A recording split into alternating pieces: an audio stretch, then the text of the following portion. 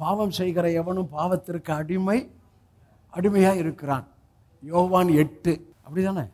மெய்யாகவே மனுஷகுமாரங்களை விடுதலை ஆக்கினால் நீங்கள் விடுதலை ஆவீர்கள். யோவான் 8. பாவம் செய்திருக்கிறவன் பாவத்துக்கு அடிமை. இப்போ நம்ம பாவத்துக்கு அடிமையாக இருந்தோம், இப்போ நீதிக்கு அடிமையாகி விட்டோம். ஆனாலும் பாவம் சில சமயம் செஞ்சிடறோம். நல்லா கவனிங்க, பாவம் சில சமயம் செஞ்சிடறோம். என்ன பாவம் தெரியுமா? கற்பனையை மீறுகிற பாவம் ஒன்று. ரெண்டாவது, இருதயத்திலிருந்து புறப்படுகிறத மனுஷனை, அதான் பாவம் சொன்னார். அதில் எது ஃபஸ்ட்டு? பொல்லாத சிந்தனை. ஐயா, பொல்லாத சிந்தனையை தான் பிசாசு விதைத்து, அதுக்கு பெயர் மாம்ச சிந்தை. அதில் ஆவி இல்லை, அது ஆவியின் சிந்தை இல்லை, பொல்லாத சிந்தனை. அது எங்க இருந்து புறப்படுமா? உள்ள இருந்து புறப்பட்டு மனுஷனை என்ன படுத்திடுமா? தீட்டுப்படுத்திடுமா. இதுதான் சொன்னார். கரெக்டா? ஆனா நல்லா கவனிங்க, பாவம் பொல்லாத சிந்தனையில் விசுவாசிகளையோ ஊழியக்காரனையோ அவன் செய்ய வச்சிடறான். செய்ய வச்ச பிறகு விட்டானா, ஏய் நீ பாவம் செஞ்சிட்டடா, நீ பாவம் செஞ்சிட்டடா அப்படின்னு சொல்லி எதை கொண்டு வர்றான்? குற்ற. எத்தனை புரிஞ்சுட்டீங்க?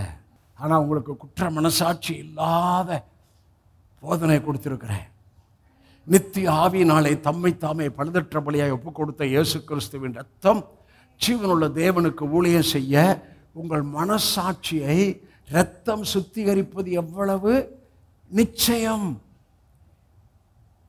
சரி, இந்த பக்கம் குற்றப்படுத்துறான், அடுத்த பக்கம் சிலது, நான் விசுவாசிகள் ஊழியர்னு பேசுகிறேன், சிலது ஊழியக்காரன்ட்ட இருக்கு, அதை அவன் கண்டுக்கவே மாட்டான். என்ன இருக்குன்னு உங்களுக்கு காமிக்கிறேன். அதை குற்றப்படுத்த மாட்டான். அது என்ன தெரியுமா? உங்களுக்குள்ள யார் மேலே கசப்பு இருக்கா, அவன் கண்டுக்க மாட்டான். நல்லா வச்சுக்க, நல்லா வச்சுக்க. யாராவது மன்னியாமல் இருக்கிறையா? இருட்டு அப்படியே இரு. நீங்க தப்பு பண்ண, அவன் தானே தப்பு பண்ணான். நான் சொல்ல புரியுதா? ஹலோ, எத்தனை புரிஞ்சுட்டீங்க? கசப்பு, வைராக்கியம், புறங்கூறுதல் யாராவது இருக்கிறீங்களா? அப்படியே வச்சுக்க. இன்னைக்கு அவன் அப்படியே வச்சுக்க. ஒன்றை நீ ரைட்டாக இருக்கிறேன்னு நினைக்க வச்சு, அவன் தான் தப்பு செஞ்சான்னு நினைக்க வச்சு உன்னை பிடிச்சி வச்சிருக்கிறான் பிசாசு.